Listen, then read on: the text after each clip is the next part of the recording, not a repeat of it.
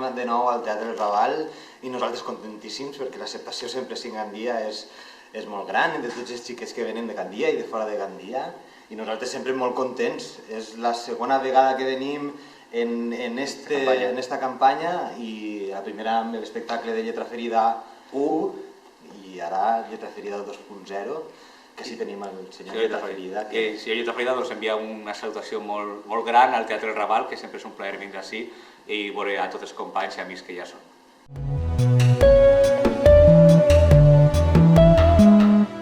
I no deixeu de vindre al Raval, que sempre tenen una programació estupenda. Pues sí.